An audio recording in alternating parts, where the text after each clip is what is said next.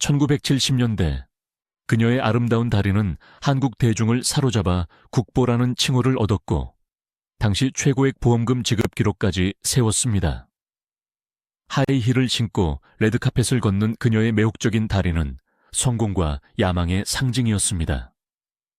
하지만 잔혹한 운명은 그녀에게 가혹한 시련을 안겨주었습니다. 불과 몇 년 후 한때 찬사를 받았던 그녀의 다리는 차가운 수술대 위에서 절단되어야 했습니다. 눈부신 영광은 거품처럼 사라지고 그녀는 아이를 돌보기 위해 바닥을 기어 다녀야 하는 냉혹한 현실에 직면했습니다. 그녀의 이름은 우연정이었습니다. 대중은 그녀를 다리의 여왕이라 불렀지만 그녀는 어머니라는 이름을 택했습니다. 태어나지 않은 아이를 살리기 위해 그녀는 배우로서의 삶을 지탱해준 원동력이었던 다리를 기꺼이 포기했습니다. 그런데 비극은 여기서 멈추지 않았습니다. 다리를 절단하던 날, 과다출혈로 죽어가던 그녀를 살려냈던 그 수혈이 아이러니하게도 30년 뒤 그녀의 목숨을 앗아가는 간암의 씨앗이 되어 돌아왔기 때문입니다. 도대체 그녀는 무엇을 포기한 것일까요? 그녀가 잘라낸 것은 단순히 신체의 일부가 아니었습니다. 그것은 대한민국 영화계를 지탱하던 거대한 기둥이자 한 시대를 풍미했던 여배우의 찬란한 날개였습니다. 비극의 그림자가 덮치기 전 세상 그 누구보다 뜨겁게 타올랐던 1970년. 그녀의 심장이 가장 격렬하게 뛰었던 그 시절로 시간을 되돌려 봅니다. 그녀의 전성기는 눈이 부실 정도로 화려했습니다. 1970년 서울의 충무로는 욕망과 꿈이 뒤엉켜 끓어오르는 용광로와 같았고 그 중심에 우연정이 있었습니다. 데뷔 이후 그녀는 쉴 새 없이 달렸습니다. 그대 앞에 다시 서리라, 비정지대, 신풍객 등 멜로에서 액션까지 장르를 가리지 않았습니다. 천여 편에 가까운 영화에 출연했다는 사실은 그녀가 얼마나 치열하게 살았는지를 증명합니다. 당시 한국 영화 제작 환경은 공장이라고 불릴 만큼 가혹했습니다. 소위 겹치기 출연이 관행이었던 시절, 인기 배우들은 하루에 3개에서 4개의 현장을 오가야 했습니다. 우연정 역시 예외는 아니었습니다. 새벽 4시에 일어나 첫 번째 촬영장에서 눈물 연기를 쏟아내고 점심에는 차 안에서 김밥으로 끼니를 때우며 이동의 2번째 현장에서 액션 장면을 소화하고 밤에는 3번째 현장에서 멜로 연기를 해야 했습니다. 그녀의 삶은 스크린 위에서는 화려한 백조였지만 수면 아래에서는 살기 위해 발버둥치는 처절한 몸부림이었습니다. 잠이 부족해 촬영장 구석 의자에서 쪽잠을 자다가도 큐사인이 떨어지면 언제 그랬냐는 듯 가장 매혹적인 미소를 지어야 했습니다. 하이힐을 신고 험한 산길을 뛰어다니고 차가운 시멘트 바닥에 맨살을 대고 넘어지는 일은 일상이었습니다. 어쩌면 훗날 그녀에게 닥친 비극은 이토록 가혹하게 혹사당한 그녀의 몸이 보낸 소리 없는 비명에서 시작되었는지도 모릅니다. 하지만 당시 25, 26의 우연정은 젊음이라는 방패를 믿었습니다. 피곤함은 잠깐 자고 나면 사라지는 것이라 믿었고 다리의 뻐근함은 훈장 같은 근육통이라 여겼습니다. 그녀는 자신의 몸이 영원히 그 아름다움을 유지할 것이라 의심치 않았습니다. 1979년 10년 가까운 폭주기관차 같던 배우 생활 끝에 그녀에게도 평온한 안식이 찾아오는 듯 했습니다. 그녀는 사랑하는 사람을 만나 결혼식을 올렸습니다. 당대의 톱스타와 평범한 사업가의 결혼은 큰 화제를 모았고 대중은 그녀의 행복을 빌어주었습니다. 결혼과 함께 그녀는 배우로서의 활동을 조금씩 줄이며 가정이라는 울타리 안에서 안정을 찾으려 했습니다. 그리고 얼마 지나지 않아 찾아온 임신 소식. 그것은 그녀 인생의 하이라이트였습니다. 화려한 조명 아래서 수많은 타인의 삶을 연기했던 그녀가 드디어 엄마라는 진짜 자신의 배역을 맡게 된 것입니다. 그녀는 꿈을 꿨을 것입니다. 아이가 태어나면 예쁜 구두를 신고 아이의 손을 잡고 공원을 산책하는 꿈을, 자신이 그토록 자랑스러워했던 그 다리로 아이를 업어주고 아이가 자라나면 함께 걷는 상상을 했을 것입니다. 1980년의 봄은 유난히 따뜻했고 그녀의 배는 하루가 다르게 불러왔습니다. 모든 것이 완벽해 보였습니다. 세상은 그녀에게 부와 명예, 아름다움, 그리고 행복한 가정까지 모든 것을 허락한 것처럼 보였습니다. 마치 신이 그녀를 특별히 편애하는 것처럼 말입니다. 하지만 운명의 신은 종종 가장 잔인한 타이밍에 개입하곤 합니다. 그해 초봄부터 그녀는 오른쪽 다리에서 묘한 이물감을 느끼기 시작했습니다. 처음에는 대수롭지 않게 넘겼습니다. 임신 중이라 몸이 무거워져서 생기는 부종이겠거니, 아니면 과거 액션 영화를 찍으며 다쳤던 곳이 날씨 탓에 쑤시는 것이겠거니 생각했습니다. 파스를 붙이고 찜질을 하며 버텼습니다. 그러나 통증은 시간이 갈수록 교묘하게 모습을 바꿨습니다. 처음에는 묵직한 둔통이었던 것이 점차 뼈를 바늘로 찌르는 듯한 예리한 격통으로 변해갔습니다. 걸음을 뗄 때마다 오른쪽 다리가 비명 지르는 듯 했습니다. 어느 날 그녀는 거울 앞에서 자신의 다리를 들여다보았습니다. 대한민국 남성들이 그토록 열광하던, 매끄럽고 완벽한 곡선을 자랑하던 그 다리였습니다. 겉보기에는 아무런 상처도 멍도 없었습니다. 너무나 멀쩡해서 오히려 기괴할 정도였습니다. 하지만 그 매끄러운 피부 아래, 보이지 않는 뼛속 깊은 곳에서는 이미 돌이킬 수 없는 파괴가 진행되고 있었습니다. 암세포였습니다. 그것도 아주 공격적이고 희귀한 형태의 골수암이 그녀의 대퇴부뼈를 조용히 갉아먹고 있었습니다. 임신 6개월 채 접어들던 1980년 여름, 통증을 더 이상 참을 수 없게 된 그녀는 남편의 부축을 받아 대학병원을 찾았습니다. 의사의 표정은 검사 결과가 나올 때마다 점점 어두워졌습니다. 긴 정밀 검사가 끝나고 진료실에 마주 앉았을 때 창밖에서는 매미가 시끄럽게 울어대고 있었습니다. 그 평화로운 여름 풍경과 대비되는 차가운 의사의 목소리가 그녀의 귀에 꽂혔습니다. 부인, 마음의 준비를 하셔야겠습니다. 다리에 악성 종양이 발견되었습니다. 골육종입니다. 그녀는 순간 귀를 의심했습니다. 암이라니. 이제 갓 30을 넘긴 나이에, 그것도 가장 건강하다고 자부했던 다리에 암이라니. 하지만 충격은 거기서 끝나지 않았습니다. 의사는 차트를 넘기며 건조하지만 단호한 어조로 그녀의 인생을 송두리째 뒤흔들 다음 말을 이어갔습니다. 종양이 뼛속 깊이 퍼져 있습니다. 게다가 부인께서는 현재 임신 중이라 항암 약물 치료를 쓸 수가 없습니다. 타해아에게 치명적이기 때문입니다. 지금 선택하셔야 합니다. 의사가 제시한 선택지는 너무나 잔인했습니다. 아이를 지우고 독한 항암 치료를 시작해 다리를 보존할 확률을 조금이라도 높일 것인가? 아니면 아이를 낳기 위해 치료를 미루고 암덩어리를 키울 것인가? 아니, 더 정확히 말하면 그것은 다리와 아이 중 하나를 선택하라는 사형 선고나 다름없었습니다. 다리를 살리려다가는 아이도 잃고 자신의 목숨도 위험해질 수 있었습니다. 반대로 아이를 살리면 그녀는 자신의 정체성과도 같은 그 다리를 영원히 잘라내야만 했습니다. 다리와 아이, 여배우로서의 생명과 엄마로서의 생명. 둘 중 하나는 반드시 죽어야 하는 잔인한 선택지였습니다. 화려한 조명과 쏟아지던 갈채, 그 모든 것을 가능하게 했던 다리를 자른다는 것은 사회적 사망 선고나 다름없었습니다.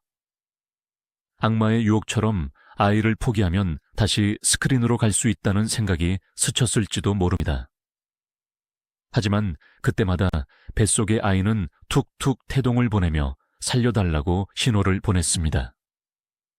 자신의 살을 떼어내야만 자식을 살릴 수 있다는 이 잔인하고도 원시적인 등강교환의 법칙 앞에서 그녀는 무력했습니다.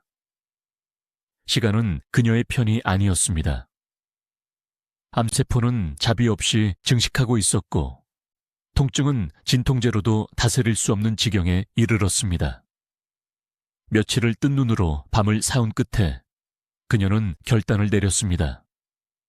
남편과 가족들이 모인 자리에서 그녀는 떨리지만 분명한 목소리로 말했습니다.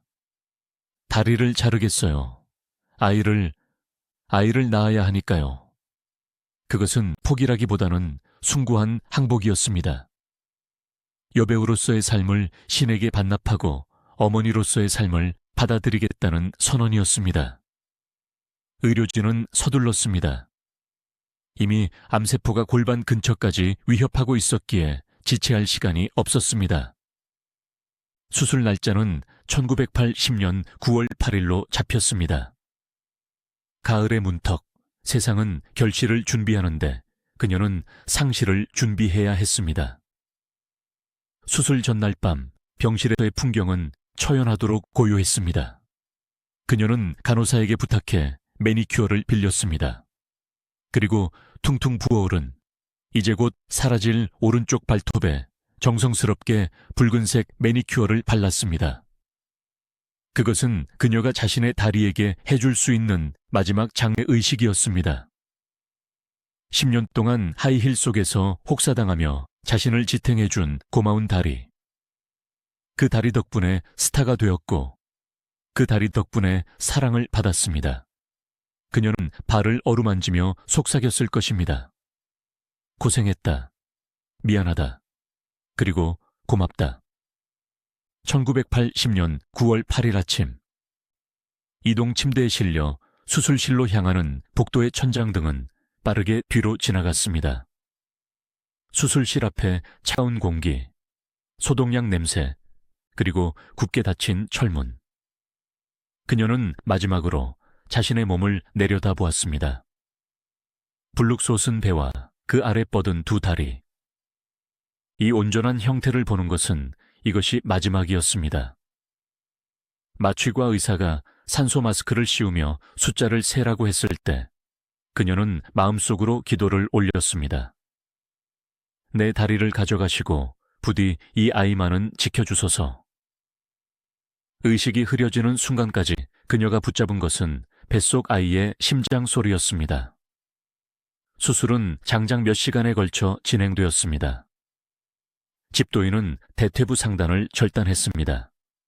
뼈를 자르고 근육을 봉파고 혈관을 묶는 그 차가운 의학적 행위들이 진행되는 동안 수술실 밖의 가족들은 피를 말리는 심정으로 기다렸습니다. 단순히 다리를 자르는 것뿐만 아니라 임신 중인 산모가 그 엄청난 쇼크를 견뎌낼 수 있을지, 태아가 무사할지는 아무도 장담할 수 없었기 때문입니다. 얼마나 시간이 지났을까요? 마취에서 깨어나는 과정은 깊은 물속에서 수면 위로 힘겹게 올라오는 것과 같았습니다. 눈을 떴을 때 시야는 뿌옇고 머리는 깨질 듯 아팠습니다. 하지만 의식이 돌아오자마자 가장 먼저 그녀를 덮친 것은 끔찍한 감각의 혼란이었습니다. 분명히 느껴졌습니다. 오른쪽 발가락이 간지러웠습니다. 종아리에 쥐가 난 것처럼 저릿한 통증도 느껴졌습니다. 너무나 생생한 감각에 그녀는 순간적으로 수술이 취소되었다고 착각했을지도 모릅니다. 아, 꿈이었구나. 다행이다. 그녀는 안도하며 무의식적으로 오른쪽 다리를 움직여보려 했습니다. 뇌는 다리를 움직이라고 명령을 내렸고 신경은 그 명령을 전달하려 했습니다. 하지만 이불 아래서는 아무런 움직임도 일어나지 않았습니다. 그녀는 떨리는 손으로 이불을 천천히 걷어 올렸습니다. 왼쪽 다리는 그대로 있었습니다. 하지만 시선을 오른쪽으로 옮겼을 때 무릎이 있어야 할 곳 아래로는 하얀 시트만이 평평하게 깔려 있었습니다. 허벅지 중간에서 뚝 끊겨버린, 붕대로 칭칭 감긴 뭉툭한 끝부분만이 덩그러니 놓여 있었습니다. 그것을 눈으로 확인한 순간 뇌가 느끼는 감각 환상통과 눈이 보는 현실 상실 사이의 괴리가 거대한 공포가 되어 그녀를 덮쳤습니다. 비명조차 나오지 않았습니다. 입은 벌어졌지만 목소리는 막혀버렸고 눈에서는 뜨거운 것이 주체할 수 없이 흘러내렸습니다. 없어. 정말 없어졌어. 현실감이 밀려오자 극심한 수술 부위의 통증과 함께 상실감이 쓰나미처럼 몰려왔습니다. 그녀는 미친 듯이 이불을 움켜쥐었습니다.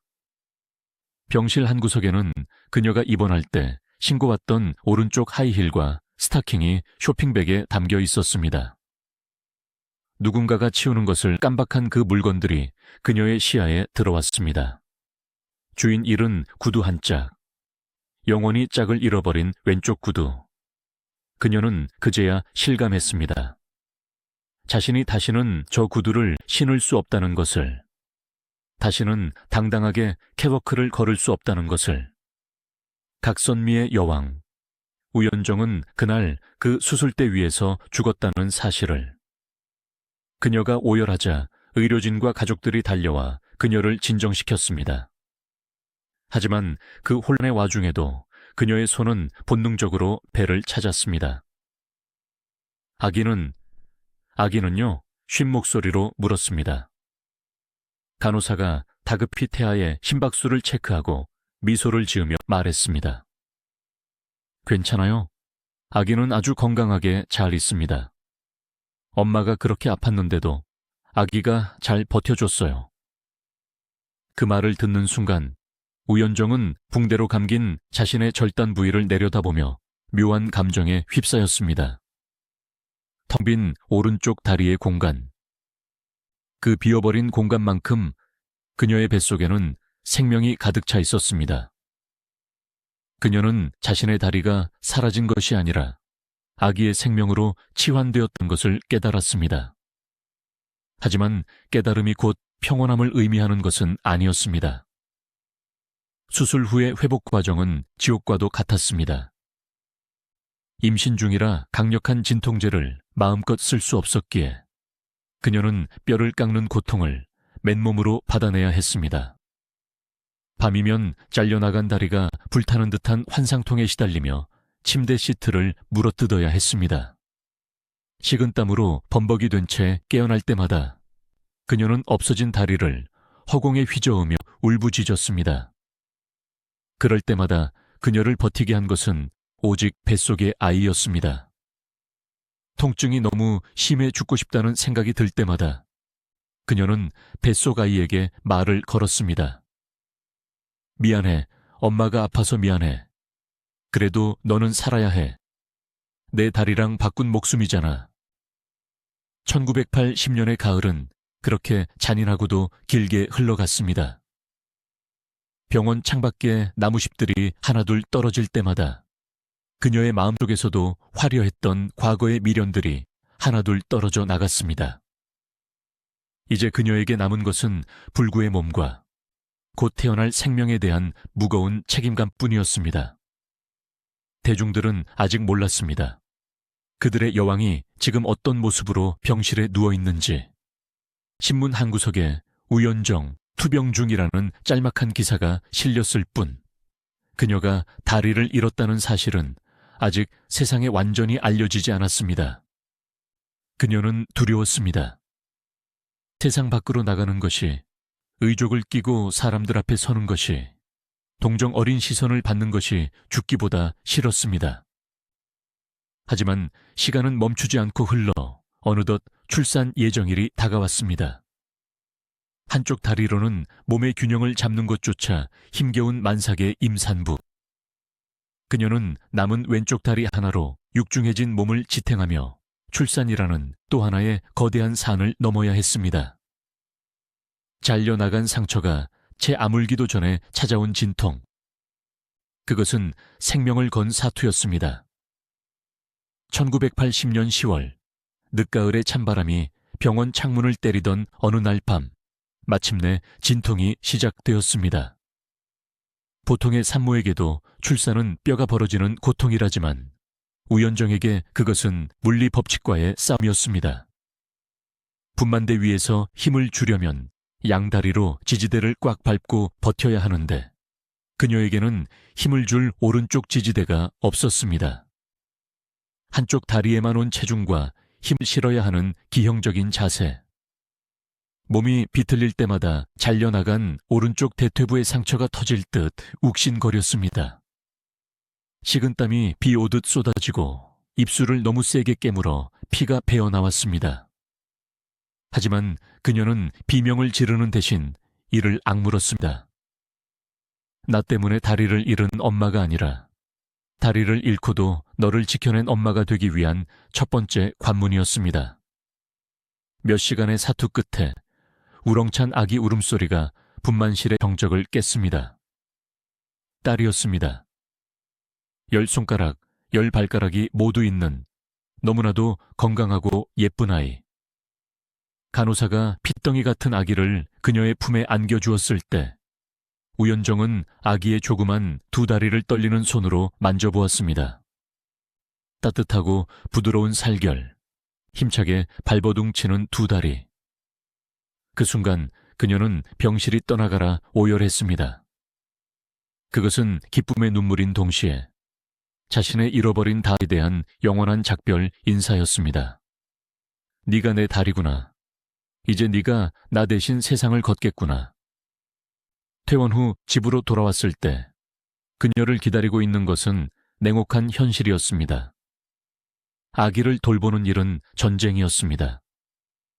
기저귀를 갈려고 몸을 숙이면 중심을 잃고 쓰러지기 일쑤였고 아이가 울어도 재빨리 달려갈 수가 없었습니다. 목발을 짚고 아이를 안을 수는 없었기에 그녀는 방바닥을 기어다니며 아이를 키워야 했습니다. 한때 화려한 드레스를 입고 레드카펫을 밟던 여배우가 무릎이 까맣게 멍들도록 바닥을 기어서 젖병을 물리는 모습. 거울 속에 비친 자신의 모습은 더 이상 여왕이 아니었습니다. 머리는 헝클어지고 얼굴은 부석부석하며 한쪽 바짓단이 펄럭이는 초라한 장애인.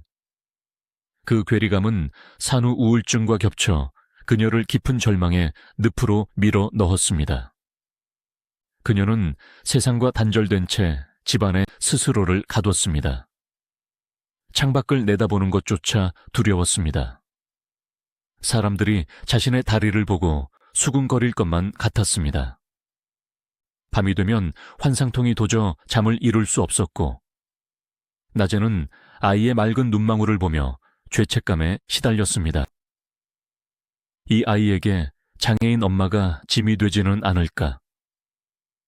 화려했던 과거의 영광은 이제 독이 되어 그녀의 심장을 찔렀습니다. 차라리 평범한 사람이었다면 덜 비참했을지도 모릅니다. 대한민국 최고의 각선미를 자랑하던 스타였기에 그 추락의 깊이는 바닥이 보이지 않았습니다. 살기 위해, 미치지 않기 위해 그녀는 펜을 들었습니다. 누군가에게 하소연이라도 하지 않으면 가슴이 터져버릴 것 같았습니다. 아이가 잠든 밤, 그녀는 엎드려 일기를 쓰기 시작했습니다. 눈물로 얼룩진 종이 위에 그녀는 자신의 고통을 토해냈습니다. 배우로서의 화려했던 날들, 암 선고를 받던 날의 공포, 다리를 자르던 순간의 심정, 그리고 엄마로서의 간절함까지.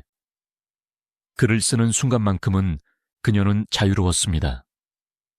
다리가 없어도 갈 수 없는 곳이 없었고 하지 못할 말이 없었습니다. 그 처절한 기록들은 1981년 그대 앞에 다시 서리라라는 제목의 자전적 에세이로 세상에 나왔습니다. 책의 반응은 폭발적이었습니다. 대중은 충격에 빠졌습니다. 갑자기 사라진 줄만 알았던 스타가 다리를 잃고 사투를 벌이고 있었다는 사실, 그리고 아이를 위해 그런 희생을 감내했다는 사실은 전국을 눈물바다로 만들었습니다. 서점에는 책을 사려는 줄이 길게 늘어섰고 독자들의 편지가 쇄도했습니다. 사람들은 더 이상 그녀를 육체파 배우로 소비하지 않았습니다. 대신 인간 우연정의 영혼에 경의를 표했습니다. 책의 성공은 그녀에게 예상치 못한 제안을 가져왔습니다. 영화사에서 그녀의 이야기를 영화로 만들자고 한 것입니다. 그런데 조건이 충격적이었습니다. 주연은 우연정 씨, 본인이 직접 맡아주십시오. 그녀는 귀를 의심했습니다. 다리가 없는 내가, 의족을 끼고 절뚝거리는 내가 스크린에 다시 나오라고? 그것은 잔인한 짓이었습니다. 자신의 가장 아픈 상처를, 그 흉측한 모습을 대형 스크린에 확대해서 만천에 공개하라는 요구였기 때문입니다. 처음에는 단칼에 거절했습니다.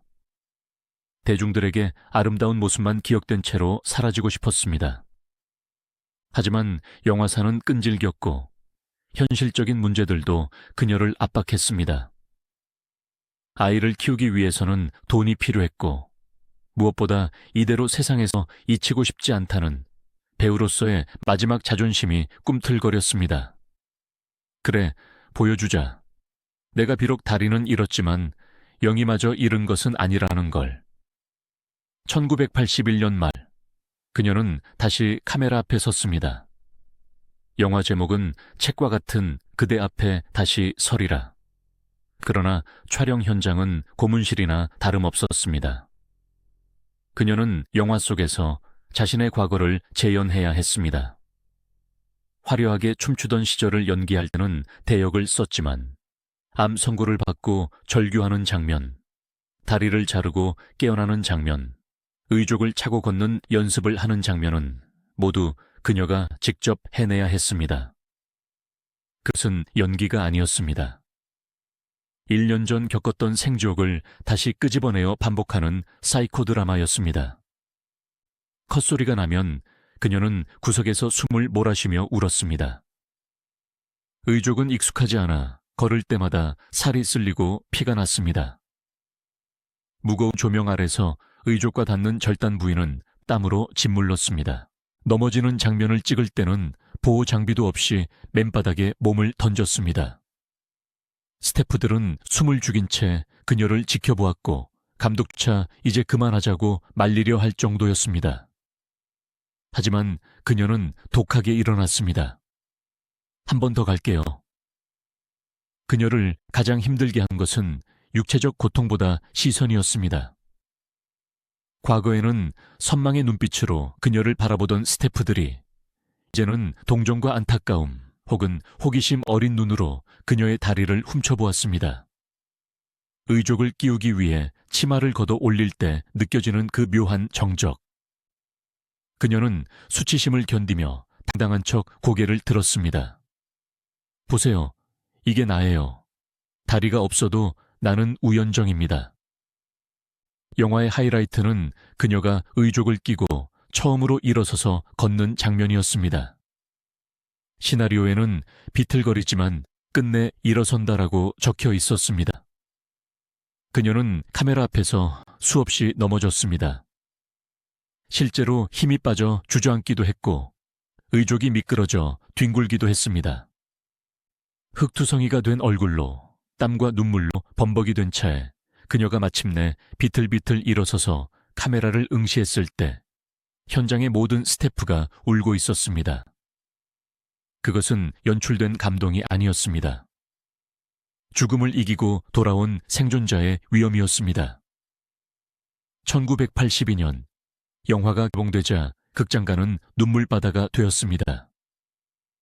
관객들은 스크린 속 우연정이 넘어질 때마다 함께 탄식했고 일어설 때마다 박수를 보냈습니다. 영화는 흥행에 성공했고 그해 대종상 영화제는 그녀에게 특별상을 수여하기로 결정했습니다. 시상식 당일, 그녀는 화려한 드레스 대신 단정한 정장을 입었습니다. 긴 치마로 의족을 가렸지만 무대로 걸어나가는 그녀의 걸음걸이는 부자연스러웠습니다. 뚝뚝 끊어지는 리듬. 하지만 그 느리고 불편한 걸음으로 그녀가 무대 중앙에 섰을 때 장내의 모든 배우와 관객들이 기립박수를 보냈습니다. 트로피를 받은 그녀의 손은 가늘게 떨리고 있었습니다. 제 다리는 잘려나갔지만 배우로서의 생명은 다시 이어졌습니다. 이 상은 저에게 동정이 아닌 다시 살아가라는 채찍질로 알겠습니다. 그녀의 수상소감은 짧았지만 강렬했습니다. 스포트라이트가 쏟아지는 그 순간 그녀는 다시 여왕이었습니다. 각선미의 여왕이 아닌 불굴의 여왕으로 다시 태어난 것입니다. 사람들은 그녀가 완벽하게 재기했다고 믿었습니다. 해피엔딩이라고 생각했습니다. 그러나 무대 뒤에 조명이 꺼지고 집으로 돌아오는 차 안에서 그녀는 다시 지독한 공허함과 마주해야 했습니다. 트로피는 차가웠고 의족이 닿은 살은 짓물로 쓰라렸습니다. 대중은 영웅 우연정을 원했지만 현실의 그녀는 여전히 장애를 가진 한 여성이자 생계를 걱정해야 하는 가장이었습니다. 영화의 성공은 잠시뿐이었고 장애인 여배우에게 들어오는 배역은 한정적이었습니다. 비련의 여주인공이나 장애를 극복한 인물 외에는 아무도 그녀를 찾지 않았습니다. 그녀는 배우로서의 한계를 직감했습니다. 그리고 더 큰 시련은 가정 내부에서부터 골마 터지고 있었습니다. 남편과의 불화. 대중에게는 아내를 지킨 순애보적인 남편으로 알려져 있었지만 현실의 결혼 생활은 미디어의 포장과는 달랐습니다. 장애를 가진 아내, 유명인 아내를 둔 남편의 스트레스, 경제적인 문제, 그리고 성격 차이. 병마와 싸우느라 억눌러 왔던 갈등들이 그녀가 퇴원하고 사회로 복귀하자 봇물 터지듯 터져나오기 시작했습니다. 그녀는 밖에서는 희망의 아이콘이어야 했지만 집 안에서는 부서진 관계를 붙잡기 위해 안간힘을 써야 했습니다. 영화가 막을 내린 뒤 그녀에게 남겨진 것은 다시 현실이었습니다. 사람들의 관심은 썰물처럼 빠져나갔고 그녀는 이제 생존을 위해 진짜 전쟁터로 나가야 했습니다. 배우가 아닌 생활인 우연정으로서의 삶. 그것은 다리를 자르는 것만큼이나 고통스럽고 어쩌면 더 긴 인내를 요구하는 시간이었습니다. 1980년대 중반, 그녀는 생계를 위해 사업에 뛰어들기로 결심합니다. 하지만 세상은 장애인 여성 사업객에게 결코 호락호락하지 않았습니다. 대종상 시상식의 밤은 짧았고 그 뒤에 이어진 현실의 밤은 끝이 보이지 않을 만큼 길었습니다. 화려한 트로피는 거실 장식장 한가운데 놓여 빛나고 있었지만 그것이 쌀독을 채워주거나 아이들의 등록금을 해결해 주지는 못했습니다. 1980년대 중반, 한국 사회는 올림픽 유치와 경제 성장으로 들썩이고 있었지만 장애인 여배우 우연정의 자리는 그 어디에도 없었습니다. 영화계의 생리는 냉혹했습니다. 그녀의 재기를 알린 영화 그대 앞에 다시 서리라는 분명 흥행했지만 그것은 배우 우연정에 대한 수요라기보다는 인간 승리 스토리에 대한 일회성 호기심에 가까웠습니다. 영화사들은 더 이상 그녀에게 시나리오를 건네지 않았습니다. 멜로 영화의 여주인공을 하기엔 그녀의 다리가, 아니 그녀의 다리를 바라보는 관객의 시선이 부담스러웠고 액션 영화는 물리적으로 불가능했습니다. 그녀는 여전히 30대의 아름다운 외모를 가지고 있었지만 충무로는 그녀를 은퇴한 전설로 박제해버리기를 원했습니다. 살아있는 사람을 전설로 취급한다는 것, 그것은 배우에게 있어 사형 선고나 다름없었습니다. 더욱 뼈아픈 것은 가정의 붕괴였습니다. 세상 사람들은 그녀의 남편을 두고 장애를 입은 아내를 지킨 순애보의 주인공이라 칭송했지만 부부의 침실이라는 지극히 사적인 공간에서 일어나는 감정의 균열은 제 아무리 숭고한 도덕심으로도 머을 수 없는 것이었습니다. 사고 이후 그녀는 예민해져 있었습니다. 남편의 사소한 한숨소리에도 내 다리 때문에 힘든가 라고 자격지심을 느꼈고 남편은 남편대로 아픈 아내의 눈치를 보느라 숨이 막혀 했습니다. 사랑해서 결혼했지만 연민과 의무감만 남은 결혼 생활은 얇은 살얼음판과 같았습니다. 결국 두 사람은 갈라섰습니다. 1980년대 한국 사회에서 이혼은, 그것도 여자가 주홍글씨를 안게 되는 치명적인 오점이었습니다. 사람들은 수군거렸습니다. 다리 한쪽 없는 여자가 남편 덕에 살았으면 고마운 줄 알아야지. 결국 못 참고 쫓겨난 거 아니냐. 확인되지 않은 루머들이 비수처럼 날아와 꽂혔습니다. 그녀는 해명하지 않았습니다. 아니, 할 수 없었습니다. 그 모든 비난을 감수하고서라도 그녀는 숨을 쉬고 싶었을 것입니다. 동정받는 아내가 아닌 주체적인 인간으로 살기 위한 처절한 탈출이었으니까요. 하지만 이혼 서류에 도장을 찍고 법원을 나섰을 때 그녀 앞에는 세 딸이라는 엄연한 현실이 기다리고 있었습니다. 가장이 된 우연정. 그녀는 이제 스타의 자존심을 내려놓고 시장 바닥으로 나서야 했습니다. 그녀가 선택한 길은 식당과 카페 운영이었습니다. 서울 강남의 한복판. 그녀가 문을 연 가게는 처음에는 호황을 누렸습니다. 하지만 손님들의 목적은 음식 맛이 아니었습니다. 다리 잘린 우연정이 술을 판다더라 라는 소문을 듣고 찾아온 호사가들이 대부분이었습니다. 어떤 취객은 술에 취해 그녀에게 소리쳤습니다. 어이, 왕년의 스타. 의족 한번 보여줘봐. 진짜 없는지 보게. 그녀는 피가 거꾸로 솟는 모멸감을 느꼈습니다. 테이블을 엎어버리고 싶었을 것입니다. 하지만 그녀는 억지 미소를 지으며 고개를 숙였습니다. 카운터 뒤에 숨겨진 의족이 덜덜 떨리고 있었지만 집에 있는 아이들을 생각하면 참아야 했습니다. 그녀는 그 시절을 회상하며 이렇게 썼습니다. 나는 웃음을 팔았고 자존심을 팔았다. 내 다리와 맞바꾼 아이들을 먹여 살리기 위해서라면 나는 악맥에 영혼이라도 팔 수 있었다. 장사는 쉽지 않았습니다. 사람을 너무 쉽게 믿은 탓에 사기를 당하기도 했고 빚보증을 잘못 써서 전 재산을 날릴 위기에 처하기도 했습니다. 화려한 조명 아래서 대본만 외우던 그녀에게 비즈니스 정글은 너무나 가혹한 곳이었습니다. 의족을 한 다리로 하루 종일 서서 서빙을 하고 주방 일을 하다 보면 밤에는 절단 부위가 퉁퉁 부어올라 의족이 빠지지 않을 정도였습니다. 피고름이 양말에 눌어붙어 떼어낼 때마다 살점이 떨어져 나갔습니다. 그녀는 밤마다 소주로 통증을 마비시키며 잠이 들었습니다. 그러던 중 그녀에게 또 한 번의 시련, 아니 유혹 같은 사랑이 찾아왔습니다. 외로움이 뼈에 사무칠 때 다가온 두 번째 인연. 그녀는 지푸라기라도 잡는 심정으로 재혼을 선택했습니다. 이번에는 다를 것이라 믿었습니다. 아픈 나를, 아이, 딸린 나를 있는 그대로 사랑해줄 사람이라 믿었습니다.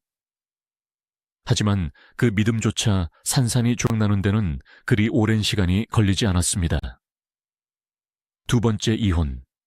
그것은 첫 번째보다 더 큰 패배감을 안겨주었습니다. 나는 사랑받을 자격이 없는 여자인가? 내 신체가 불완전해서 내 사랑도 불완전한 것인가? 1980년대 후반, 그녀는 바닥을 쳤습니다. 몸도 마음도 너덜너덜해졌습니다. 사람들은 이제 그녀를 비운의 여배우라고 부르며 혀를 찼습니다. 그녀 자신도 거울 속 늙고 지친 여자를 보며 죽음을 생각했을지도 모릅니다. 수면제를 만지작거리고 한강 다리를 바라보며 멍하니 서 있던 날들도 있었습니다. 하지만 그녀를 다시 일으켜 세운 것은 10년 전 수술대 위에서 그녀를 살렸던 바로 그 존재들이었습니다. 딸들, 학교에 다녀와 엄마 하고 부르는 아이들의 목소리. 운동회 때 엄마가 오지 않아도 괜찮다며 의젓하게 말하는 아이들의 눈빛. 그 아이들이 그녀의 멱살을 잡고 삶의 구덩이에서 끌어올렸습니다. 1990년 그녀는 다시 펜을 들었습니다. 10년 전 병실에서 썼던 첫 번째 책이 살려달라는 절규였다면 이번에 쓰는 두 번째 책은 살아내겠다는 선언이었습니다. 그녀는 자신의 실패, 이혼, 사업 실패, 그리고 장애인으로 살면서 겪은 차별과 멸시를 가감없이 기록했습니다. 예전처럼 자신을 미화하지 않았습니다. 아프면 아프다고, 슬프면 슬프다고, 돈이 없으면 돈이 없다고 솔직하게 썼습니다. 그렇게 탄생한 책이 삶의 무대에는 아무도 대신 서주지 않는다입니다. 제목부터가 비장했습니다. 그녀는 깨달았던 것입니다. 남편도 대중도 그 누구도 자신의 부러진 다리를 대신해 줄 수 없다는 것을. 의족을 끼고 걷는 것은 결국 나 자신의 근육이어야 한다는 것을. 신은 내게서 다리를 가져갔지만 대신 홀로서기라는 가장 위대한 다리를 선물했다. 나는 이제 누군가의 부축을 기다리지 않는다. 넘어지면 기어서라도 갈 것이다. 이 책은 출간 즉시 베스트셀러가 되었습니다. 특히 IMF 위기를 앞두고 삶의 불안을 느꼈던 90년대 대중들에게 우연정의 처절한 생존기는 큰 울림을 주었습니다. 독자들은 화려한 여배우의 몰락이 아니라 끈질긴 잡초 같은 생명력에 감동했습니다. 출간 4일 만에 초판이 매진될 정도로 반응은 뜨거웠습니다. 이 시기를 기점으로 우연정의 삶은 또 한 번 변곡점을 맞이합니다. 그녀는 더 이상 자신의 장애를 숨기지 않았습니다. 방송에 출연해 의족을 당당하게 공개했습니다. 긴 치마 대신 바지를 입고 절뚝거리는 걸음걸이를 부끄러워하지 않고 카메라 앞을 활보했습니다. 보세요. 저는 이렇게 걷습니다. 조금 느리고 조금 흔들리지만 저는 앞으로 가고 있습니다. 그녀의 이런 변화는 당시 한국 사회에 신선한 충격을 주었습니다. 장애인은 집 안에 숨어 있어야 한다고 불쌍한 존재라고 여겨지던 시절이었습니다. 그런데 한때 최고의 미모를 자랑했던 여배우가 장애를 드러내고 나를 동정하지 마고 외치는 모습은 그 자체로 혁명이었습니다. 그녀는 자신의 고통을 개인의 불행에서 사회적 메시지로 승화시키기 시작했습니다. 그녀의 눈은 이제 자신과 같은 처지에 있는 사람들, 음지에 숨어있는 장애인들에게로 향했습니다. 나처럼 유명한 사람도 이렇게 살기 힘든데 이름 없는 장애인들은 얼마나 고통스러울까. 그녀는 자신이 가진 유명세라는 마지막 자산을 그들을 위해 쓰기로 결심합니다. 1991년 지방자치지제 선거가 부활하던 해 그녀는 주변의 만류를 뿌리치고 무소속으로 시의원 선거에 출마합니다. 정치에 대한 야망 때문이 아니었습니다. 장애인들의 목소리를 대변할 누군가가 필요했기 때문입니다. 유세장에 선 그녀는 의족을 두드리는 퍼포먼스를 하며 외쳤습니다. 제 다리는 강철입니다. 썩지 않는 이 다리처럼 여러분을 위해 변치 않고 뛰겠습니다. 비록 선거에서는 낙선했지만 그녀의 도전은 멈추지 않았습니다.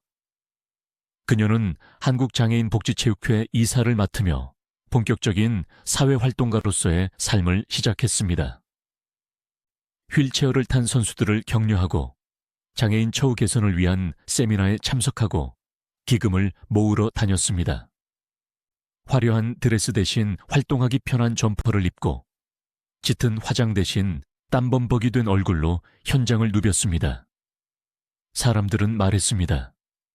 우연정이 변했다. 네, 그녀는 변했습니다.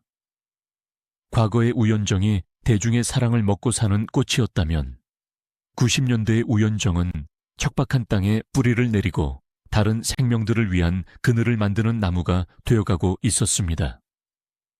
그녀는 더 이상 잃어버린 다리를 그리워하지 않았습니다. 대신 자신이 가진 남은 다리와 굳건한 두 팔과 뜨거운 심장으로 무엇을 할 수 있을지를 고민했습니다.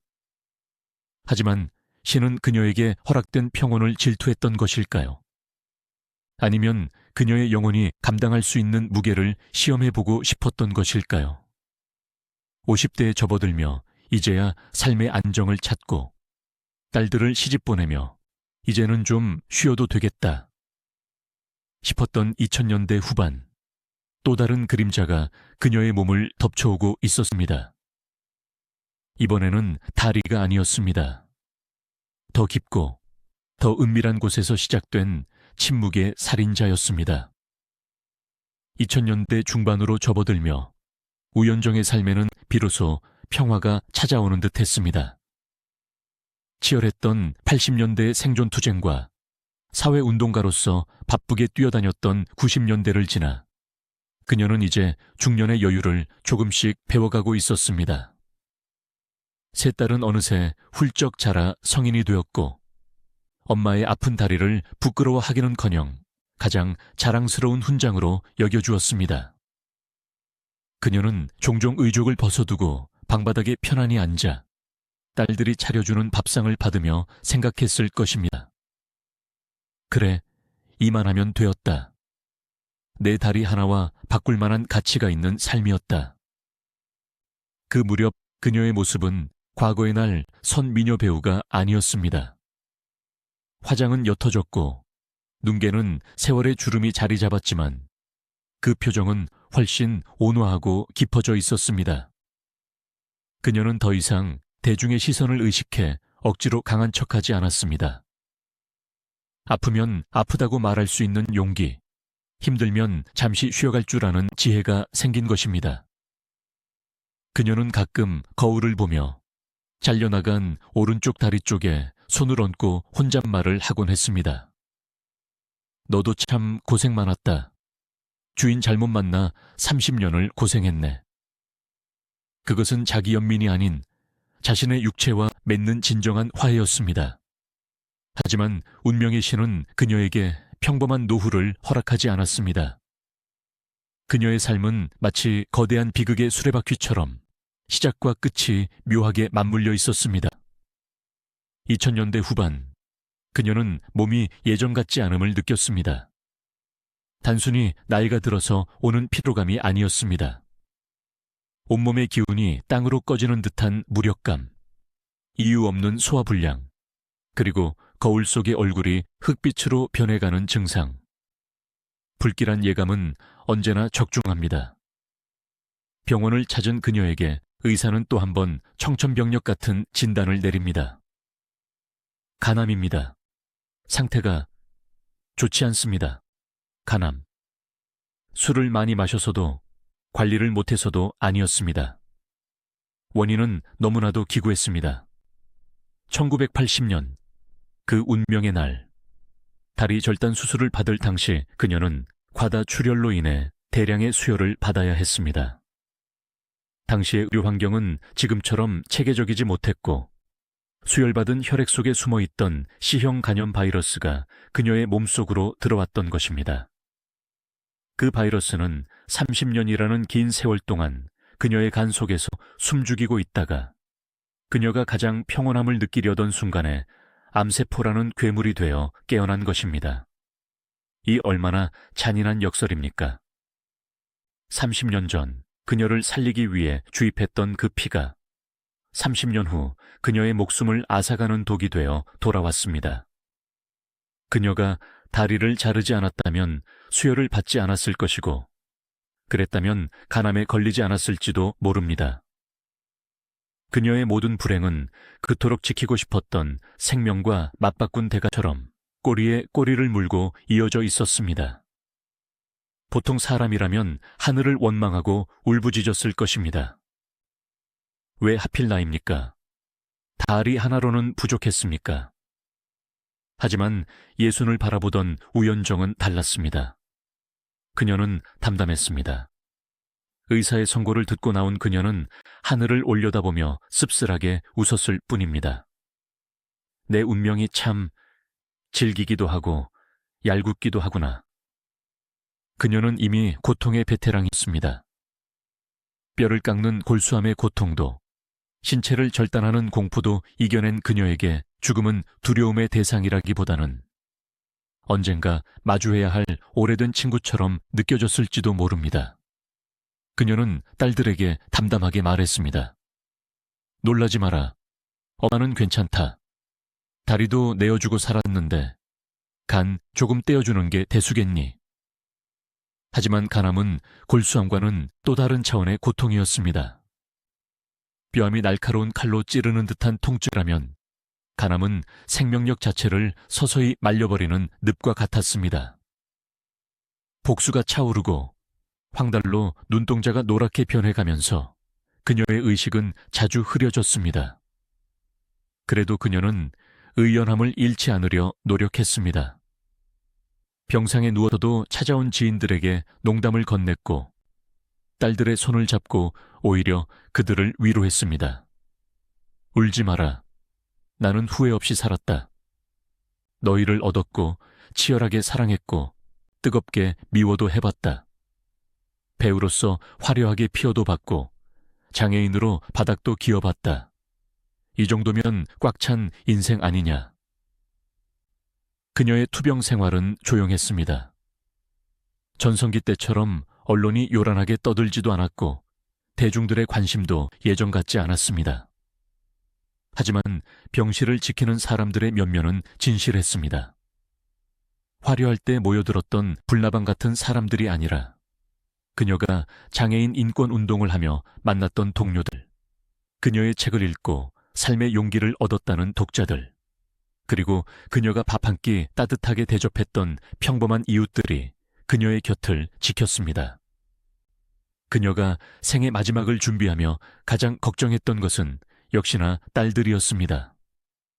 자신이 떠나고 나면 세상에 덩그러니 남겨질 아이들. 그녀는 흐려지는 정신을 붙잡고 유언과도 같은 당부를 남겼습니다. 서로 의지하되 누구에게도 기대지 마라. 너희 엄마가 다리 한 짝으로도 세상을 버텼듯이 너희는 두 다리로 더 당당하게 살아야 한다. 2011년의 봄은 유난히 더디게 왔습니다. 병실 창밖으로 개나리가 피어나는 것을 보며 그녀는 자신의 1971년 데뷔 시절을 떠올렸을까요? 미니스커트를 입고 충무로를 활보하던 그 봄날. 아니면 다리를 잃고 처음으로 휠체어를 타고 외출했던 1981년의 봄날을 떠올렸을까요? 그녀의 기억 속에서 과거와 현재, 기쁨과 슬픔은 하나의 풍경으로 녹아들고 있었습니다. 그녀는 연명치료를 거부했습니다. 기계에 의존해 숨만 쉬는 것은 우연정다운 삶이 아니라고 판단했습니다. 그녀는 마지막 순간까지 자신의 존엄을 지키고 싶어 했습니다. 화장기 없는 얼굴, 앙상하게 마른 몸이었지만 그 눈빛만큼은 여전히 살아있었습니다. 그것은 죽음을 기다리는 자의 눈빛이 아니라 삶을 완성하려는 예술가의 눈빛이었습니다. 임종이 가까워져 오던 어느 날 밤, 그녀는 딸에게 부탁해 자신의 의족을 가져오게 했습니다. 낡고 다른 의족.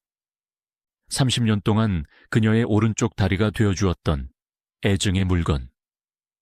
그녀는 떨리는 손으로 그 차가운 플라스틱과 쇠붙이를 쓰다듬었습니다. 고맙다. 정말 고맙다. 너 덕분에 걸었고 너 덕분에 살았다. 그것은 단순히 물건에 대한 인사가 아니었습니다. 자신의 장애와의 완전한 화해였습니다. 그녀는 장애를 비극으로 여기지 않고 자신의 삶을 특별하게 만들어준 동반자로 받아들이고 떠나려 했습니다. 세상은 그녀를 비운의 스타라고 불렀지만 병상에 누운 그녀의 얼굴은 그 어느 때보다 평온해 보였습니다. 잃어버린 것들에 대한 회한보다는 지켜낸 것들에 대한 자부심이 그녀를 감싸고 있었습니다. 그녀는 알고 있었습니다. 자신의 육체는 소멸하지만 자신이 세상에 던진 메시지, 그대 앞에 다시 서리라는 그 외침은 영원히 남을 것임을. 2011년 여름이 시작되려던 무렵 그녀의 호흡은 점점 얕아졌습니다. 골수암으로 다리를 잃고 이혼의 아픔을 겪고 사업 실패와 세상의 편견과 싸우며 마지막에는 간암이라는 병마와도 싸워야 했던 여인. 하지만 그 모든 싸움에서 그녀는 단 한 번도 무릎 꿇지 않았습니다. 비록 한쪽 무릎밖에 없었을지라도 그녀의 영혼은 언제나 꼿꼿이 서 있었습니다. 이제 긴 여행의 끝이 보이고 있었습니다. 화려한 조명도 박수 소리도 없는 조용한 병실이었지만 그곳에는 그 어떤 영화의 엔딩보다 더 숭고한 침묵이 흐르고 있었습니다. 우연정이라는 한 편의 드라마가 막을 내릴 준비를 하고 있었습니다. 2011년 8월 26일, 한여름의 열기가 아직 가시지 않은 늦은 저녁, 대한민국 영화계의 한 시대를 풍미했던 별이 졌습니다. 향년 62세. 요즘 기준으로 보면 너무나 이른 나이, 아직 할 말이 더 남아있을 것 같은 나이에 우연정은 눈을 감았습니다. 그녀의 부고 기사는 다음날 아침 신문 귀퉁이에 실렸습니다. 전성기 시절 그녀가 기침만 해도 대서특필하던 언론들이었지만 30년 세월은 그녀를 왕년의 스타라는 작은 액자 속에 가두어 버렸습니다. 하지만 장례식장의 공기는 달랐습니다. 그곳은 침통함보다는 일종의 경외감으로 가득 차 있었습니다. 영정 사진 속의 그녀는 1970년대의 도발적인 미녀가 아니었습니다. 짧은 머리에 온화한 미소를 띤 삶의 모든 파도를 넘어선 현자의 얼굴을 하고 있었습니다. 빈소를 지키는 세 딸의 모습은 그녀가 이 세상에 남긴 가장 위대한 유산이 무엇인지를 증명하고 있었습니다. 30년 전 의사들이 지우라고 권했던 그 생명. 그녀가 자신의 다리 한쪽과 맞바꾸어 지켜낸 그 아이가 상주가 되어 조문객을 맞이하고 있었습니다. 딸의 두 다리는 튼튼했고 그녀가 서 있는 모습은 당당했습니다. 조문객들은 딸의 모습에서 우연정의 잃어버린 다리를 보았습니다. 그녀의 다리는 사라진 것이 아니라 딸에게로 옮겨가 생명이 되었고 미래가 되었음을 모두가 목격하는 순간이었습니다. 우연정의 죽음이 우리에게 더욱 비극적이고도 숙연하게 다가오는 이유는 그녀의 사인에 담긴 기막힌 인과관계 때문입니다. 앞서 언급했듯 그녀를 죽음으로 몰고 간 간암의 원인은 C형 간염이었습니다. 그리고 그 바이러스는 1980년 다리 절단 수술, 당시 과다 출혈로 인한 쇼크를 막기 위해 수혈받은 혈액에서 비롯되었습니다. 이 사실을 곱씹어 볼 때 우리는 전율을 느끼지 않을 수 없습니다. 30년 전 아이를 낳기 위해 다리를 잘랐고 그 수술을 버티기 위해 남의 피를 받았습니다. 그 피 덕분에 그녀는 살아서 아이를 낳고 길렀습니다. 그러나 그 생명의 피 속에 죽음의 씨앗이 숨어 있었고 아이들이 다 자라 제 몫을 할 때가 되자 그 씨앗이 발아하여 엄마를 데려갔습니다. 마치 신이 너는 네 소임을 다했으니 이제 그만 쉬어라 라고 부르는 것처럼 그녀의 죽음조차 철저하게 자식과 생명을 위한 희생의 연장선상에 있었습니다. 그녀는 자신의 생명력을 태워 자식이라는 촛불을 밝혔고 촛농이 다 녹아내리자 조용히 꺼졌습니다.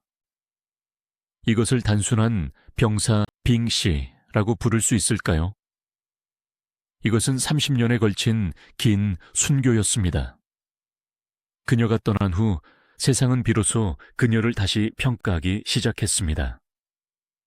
1970년대 남자들은 그녀의 다리를 보며 욕망을 품었고 여자들은 그녀의 다리를 보며 부러움을 느꼈습니다.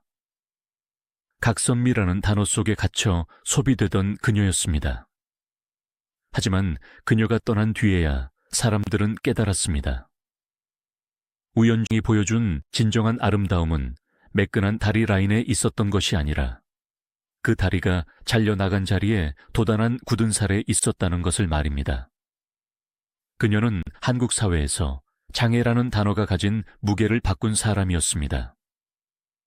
그녀 이전까지 미디어에 등장하는 장애인은 항상 도움을 받아야 하는 수동적인 존재, 혹은 전생의 업보를 짊어진 불쌍한 존재로 그려졌습니다.